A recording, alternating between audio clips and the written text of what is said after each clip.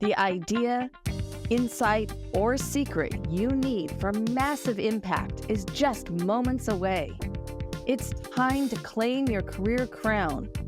The podcast where business owners and entrepreneurs share the keys to the kingdom to help you open the vault to your greater success.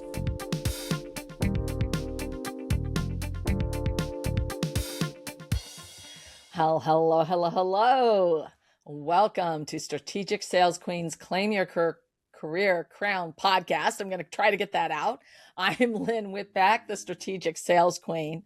And, we were just talking about this because Mercury is in retrograde, and whatever that means, Gladys was so gracious as to come back and do this again, because our last recording was just literally like, I don't know, it was all the just whatever, all the bugs attacked us. And I am really thrilled that our special guest, Gladys Boutwell, is back with us today. And we're going to be talking about 101 creative ways to keep your staff motivated and engaged. And it's really about the benefit of benefits. And there is no one better to talk about this than Gladys, because she is an expert. She is so passionate about what she does. And when you are struggling to motivate your staff and you're looking for ways to engage your team so they're productive, driven, and truly care about your business and your clients, the lifeblood of your business, then finding creative, fun, and even free tools to motivate your staff can increase your bottom line. It can help you attract and retain key employees and improve productivity.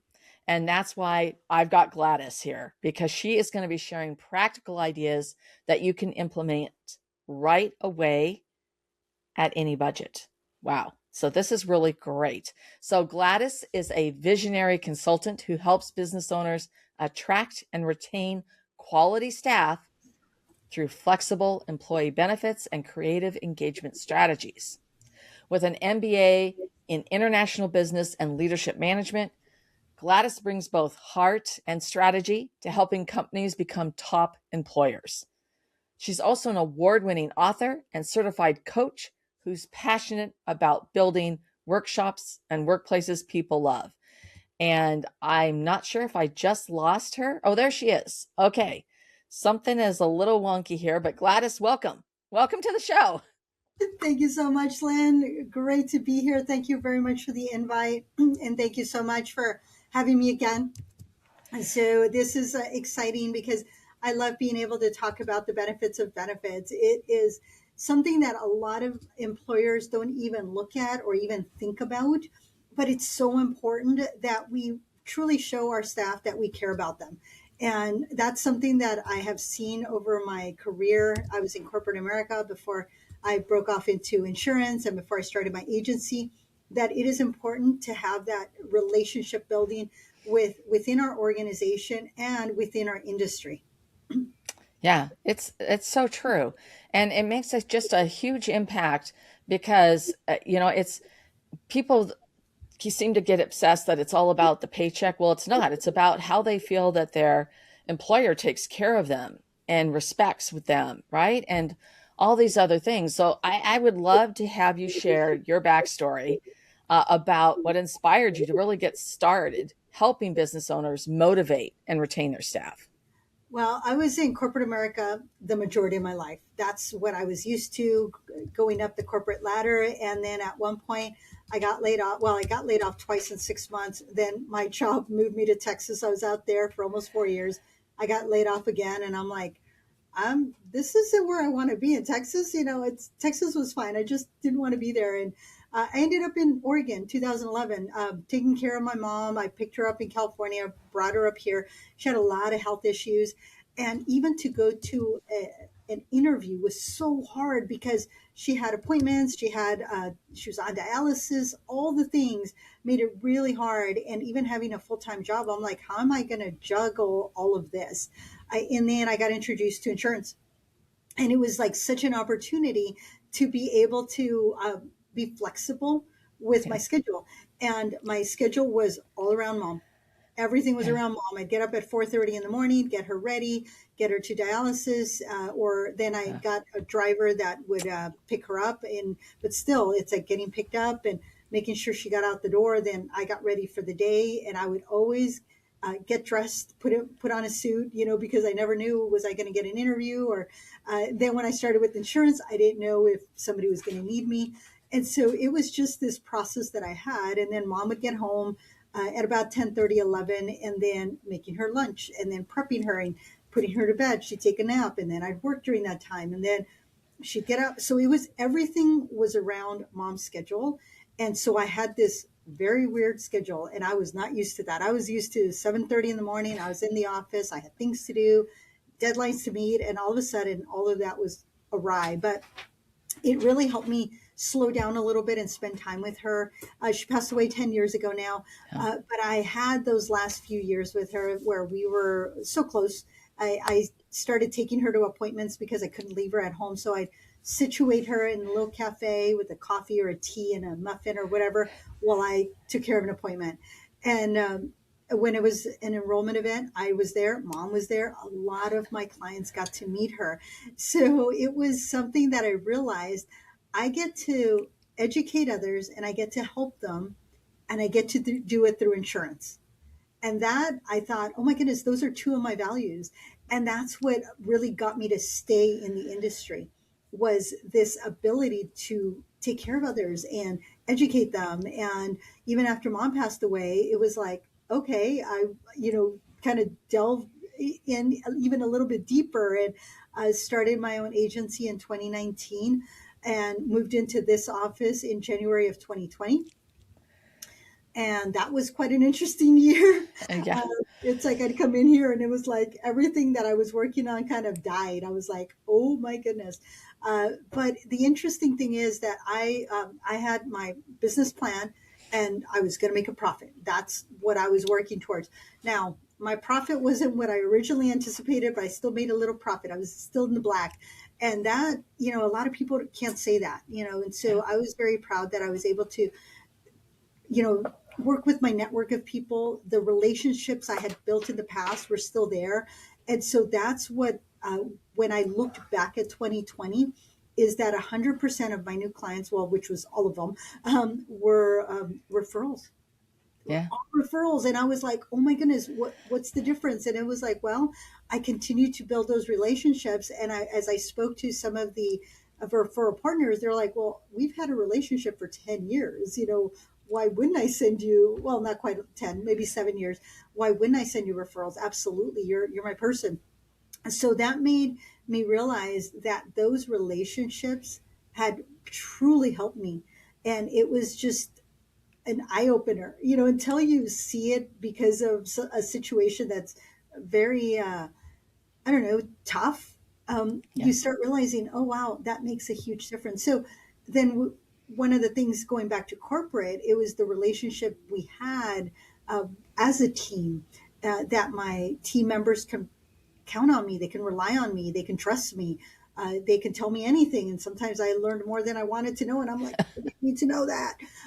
But they knew that if it came to my desk, it was not going to go beyond my desk when it came to personal things. And when it came to work, if it came to my desk, it was going to get taken care of, even if it wasn't my responsibility. That was one thing Yeah. my team learned, is like, you never say it's not my job.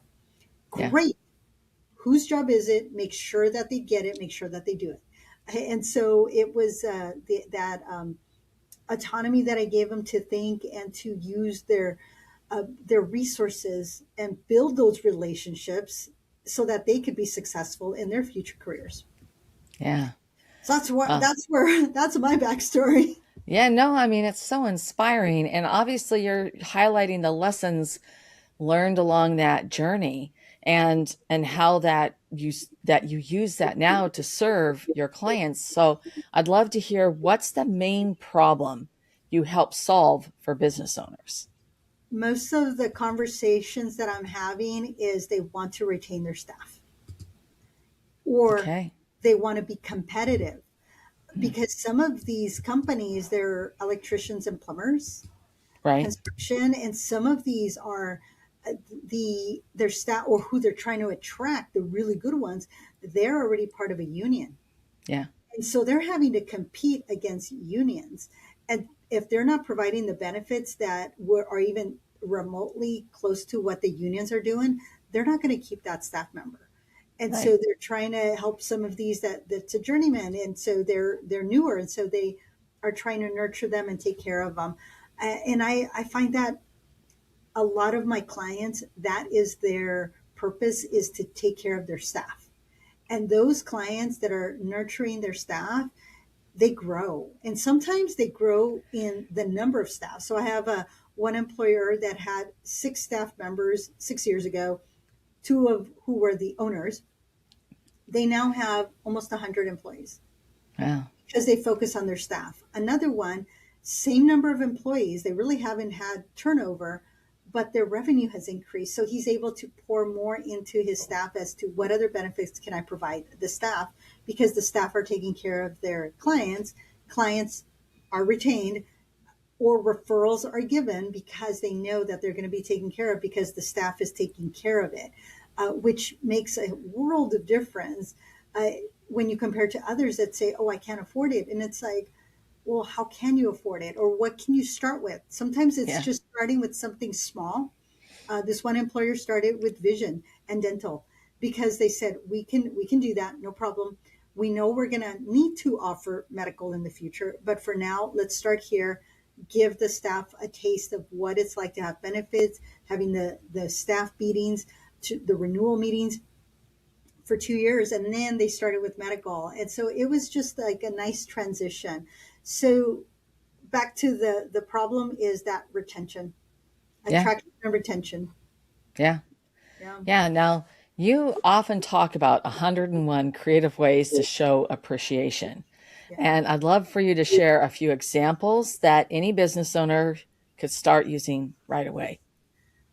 One of the things that we used to do when I was in corporate is that once a quarter, we would get together as a team and we'd go have lunch at the park. Uh-huh. So I'd go pick up chicken, somebody else Yeah. would pick up drinks, and then we'd either drive or walk to the park. It was that close to the office. And we just sit together, chit chat, have chicken and a side. And then sometimes we'd get on the swings and then we'd come back to work, and we do a 45-minute lunch instead of a half-hour lunch. That was something that was very inexpensive that we were able to do. Another thing that I would do with my boss is, and then my staff started doing that with me when I was a manager, was that I would walk with her. She would come into the office because I started before she did, and then we'd walk together down to the cafeteria to get coffee. And so she would get my coffee, and we'd talk about the day, the week, whatever it was, what was going on, things that were major that we needed to review. And so that 10 minutes, if it was just invaluable because she knew what was going on at my end. I knew what she needed done or what she was expecting. And then sometimes, not always, did we have at the end of the day a wrap up meeting, but usually the next day we'd go through the same, what was happening. So it made it for a very great way to build a relationship. And my staff would do that. It's like, can I walk with you, when they knew I was walking to a meeting. And so we'd be walking, we'd stand in front of the conference room to finish our conversation. People in the conference room know I'm there. I'm just finishing off. And then I'd go on to the next thing. So those were just simple things. That time with the boss was always invaluable, that I could go in and just vent. And Yeah. it was not going to go against me that I was venting about whatever it was. It was my comfort, and my staff would do that with me. They would just talk to me. They're like, hey, can we talk? And we go into the conference room, and with me, going into the conference room was not a bad thing. People Yeah. never knew if it was good or bad. With other managers, it's like, oh, they're in trouble because they're in the conference room. With me, it was like conversation. It was praise. Yeah, sometimes it was like what went on. And most of the time when there was a problem, I Yeah. didn't have to say anything. We'd walk Mm. in. They already knew. They already knew. Yeah. They're like, oh, is this about blah? Yep. What happened? And then they tell me that, and then they tell me what was going on. But most of the time they came to me and they'd say Miss Gladys. And as soon as I heard Miss Gladys, I was like, oh, what went wrong? And they'd say, well, this is the situation. This is what happened. This is why it happened. Did you follow the process? Was the process wrong? Why didn't you follow the process? How can we fix it? And so our process were always being improved because of that. And so getting a call to say something went wrong and say, yep, they're fixing it. This is what they're doing was just a great feeling because the staff knew that I had their back. I was taking care of them. Nobody was going to get on their case except for me. And I didn't have to. They were already beating themselves up that they messed something up and now they're going to fix it. And that was just that time, which cost me, what, 15 minutes of my time Yeah. to spend with them. If we would go hit a few balls, there was a driving range close to, so that was what, $7 for, a bucket of balls, and then get back to the office. It was not that much hard. There are a plethora, again, 101 different ways, but those are some of the simple things that cost little or no money. Yeah. Yeah. Now, I'm curious because it's like a reoccurring theme that you see everywhere, but why, from your perspective, is keeping staff motivated such a challenge for so many businesses today? There's various reasons. Sometimes they're just tired. They're understaffed, because the last person left and they haven't been able to fill the spot. So now instead of 3 people, you got 2 people taking Yeah. on, and so that makes it challenging when you're asking them for a little bit more, and they're like, I got family, I got kids, I got school, whatever it is, and so that makes it a little hard. The other thing is sometimes it's the person's like, I'm tired, I'm getting up in age and I just don't want to be working 40 hours a week. Can we taper it down, and sometimes it's just priorities or they Yeah. don't like what they're doing. And so all of these things can come into play because if somebody doesn't enjoy what they're doing, Yeah. sometimes it's like, hang in there. I would tell that to my staff, or to other friends within the organization. I'm like, if you're that unhappy, do not give them a reason to write you up and look for something else Yeah. because it's so much easier to find something else when you have something right now. Whereas when you're not employed, it makes it that much harder. The Yeah. stress goes up. I know a friend that for 2 years was looking for a job. She at last got Oh, one. It's like, yay, a longer drive than she wanted to have. But you know what? She's all, you know what? I'm just glad I have a job. So that's sometimes tough, that demotivation or that not enjoying, and you gotta enjoy what you do. And sometimes it's finding the fun things within the job. yeah. Not maybe it's not your ideal, job, but to find the things that make you happy within. Yeah. Absolutely. And that there's so many different ways that you can do that too. And, when we're talking about this topic, I think it also leads to another area, which is why do you think that staff motivation is often a blind spot for leaders, that they literally don't even think about it? Well, a lot of times they think, and those that are thinking that aren't really leaders; they're more managers. Yeah. And because they're not looking at the level of leadership, they're looking at managing. They're Yeah. looking at, you're getting paid to do the job. Yeah. And so in their mind, that's your job. And yes, absolutely. They wanted that job for whatever reason because they wanted to do it or they wanted the experience or whatever. Yes, that is their job. And yes, they're getting paid for it. But when they feel the love, they're going to give you that little bit of extra. They're going to give you a little bit more. They're going to feel like, hey, I'm valued.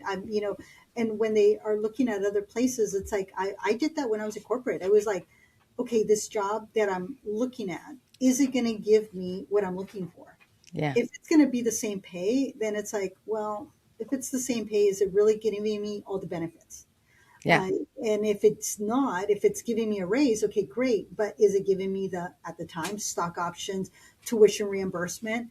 And if it's not, then I need to make more than that dollar more. It might need to be $4 more. And Yeah. now I have to drive further. And now wear and tear on my vehicle, my insurance goes up. So it's like, yeah, that dollar more really isn't a dollar more. I'm Yeah. actually taking a step back. And those are some of the things to look at. Yeah, absolutely. I mean, when you're looking at that total compensation package, but That also does include a huge one is the environment that you're working in. Yeah. Even if you're doing a really boring job, but if it's a great environment, it's much lighter for you. To get over that, like, this is Yeah, I boring. don't want to get up. I don't want to go to work. That's the toughest. Yeah. I've been there where it's like, oh my goodness, I'm overwhelmed. I'm overworked. This is tough. I don't want to. And I did it, but it was like, I really don't want to. Not a Yeah. good feeling. Not a good feeling. Yeah, absolutely. So now we've talked about some budget friendly, even free motivators, which you gave us some good ideas there. Um, and but how can business owners get creative, Mm. with and actually get a bigger bang for their buck? Does that make sense? So again, it goes back to what their staff values. That's the thing that I will tell the employer when we're having that meeting is what is it? Who's this for? Is this really for the staff? And if it is, then what's important to the staff?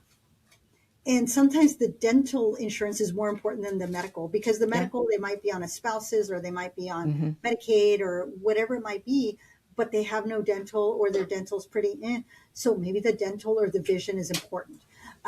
Other times it's other things, maybe their retirement. So some of the traditional plans, your medical, dental, your vision, your accidental insurance, critical illness, hospital indemnity, but also in there are your retirement planning, 401k, 401 or 403bs for nonprofits, life insurance, because sometimes they can't get life insurance and getting a $50,000 policy is better than having nothing at all. And other times it's time off, Yeah. flexible schedule. I had a Yeah. 980, which was work 9 days, have 1 day off. So I was working. That was my schedule. So it was a 980 was and there's others. One of my friends works. It's a it's 410s. So it's four Yeah. days working 10 days or 10 hours. So she has every Friday off, and she loves that because then on Fridays she can get up late or have go to appointments, relax, go away for the weekend, whatever it is. That for her is important. Sometimes now not as much, but before working from home was huge. Yeah. Now it's not such a luxury. A lot of employers will allow that work from home or that hybrid, 3 days off at work and 2 days at home, or vice versa. So having that flexibility makes it huge. I have a friend that has unlimited vacation Ah. Yeah. and nobody takes advantage of it, which is great. The employer says take the vacation time that you want and need, and they don't take advantage. They take what they want and what they need, but they're not saying, "Oh, I'm going to take a month off." It's like, well, you're now leaving the rest of the staff to support you, and so that's important. Also, making sure that they are thinking through who are you leaving behind to back you up, as you're Yeah. taking this time off, and working as a team to decide that. That's Yeah. also important. So there are other ways that staff can be happy with something that's a little bit off traditional. Yeah. Sometimes it's being able to do for example, I would call it a snow day in the middle of summer. Oh, yeah. Because it's going to be 115 degrees, you know what? You might need to leave a little bit earlier. Or I was one time we were getting snow. I was at a nonprofit working insurance, and I'm talking to one of my clients, and she says, "Yeah, it's starting to snow." And I was like, "What?"